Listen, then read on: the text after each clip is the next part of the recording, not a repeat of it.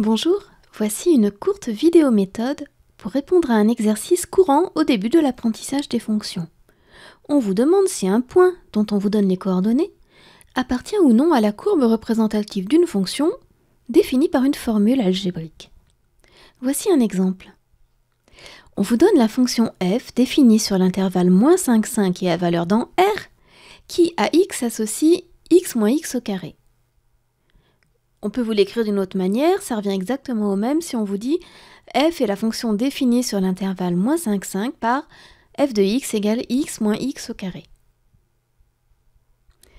On vous demande si le point M de coordonnées 0,2, 0,15 appartient à la courbe représentative de f. Moi, pour me faire une idée, mon premier réflexe, c'est de tracer la courbe, de la faire tracer par la calculatrice ou, ici tiens, par GeoGebra. Voici la courbe de ma fonction f définie sur l'intervalle -5, 5. Voici le point M. On dirait bien qu'il est sur la courbe. Vérifions si c'est vrai en faisant le calcul. Si M est bien sur la courbe représentative de f, ça veut dire que lorsque je vais calculer l'image de son abscisse par f, je vais trouver son ordonnée. Son abscisse, c'est 0,2. Je calcule f de 0,2. Ça me donne, d'après la formule, 0,2 moins 0,2 au carré, c'est-à-dire 0,2 moins 0,04. Ça me fait 0,16. Tiens donc. Mais 0,16, c'est pas égal à 0,15. Qu'est-ce que ça veut dire? Eh bien, ça veut dire que malgré les apparences, le point M n'est pas sur la courbe. Si je zoome avec GeoGebra, ça devrait apparaître à un moment ou à un autre.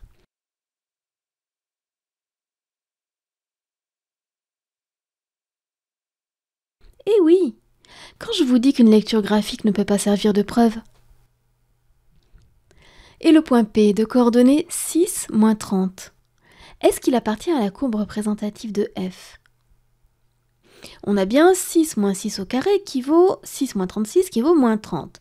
On a bien f de son abscisse qui est égal à son ordonnée. Mais moi, sur mon graphique P, il n'est pas sur la courbe représentative de f. Pourquoi? Eh bien parce que l'énoncé vous a dit que f n'était défini que sur l'intervalle -5, 5, qui ne comprend pas le nombre 6. Si f avait été défini sur R, l'ensemble des réels, ou sur toute partie de R contenant 6, P aurait bien appartenu à sa courbe représentative. Si l'ensemble de définition de f est R, P est bien sur sa courbe représentative. Mais là, comme 6 n'est pas dans l'ensemble de définition de la fonction, eh bien le point P ne peut pas être, le point P qui a pour abscisse 6, ne peut pas être sur sa courbe représentative.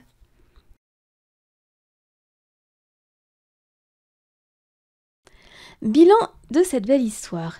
Pour qu'un point appartienne à la courbe représentative d'une fonction, il faut deux conditions. 1.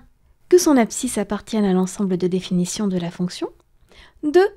Que quand on calcule l'image de son abscisse avec la formule de la fonction, on trouve bien son ordonnée.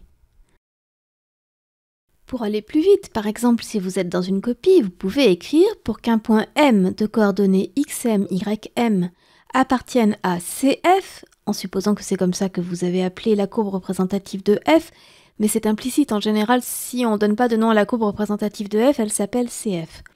Il faut et il suffit que ces deux conditions soient vérifiées. Xm, qui est l'abscisse du point M, doit appartenir à l'ensemble de définition de la fonction f. F de xm doit être égal à ym.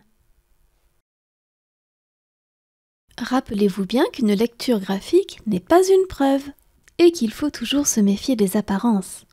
Voilà, c'est tout pour cette petite vidéo.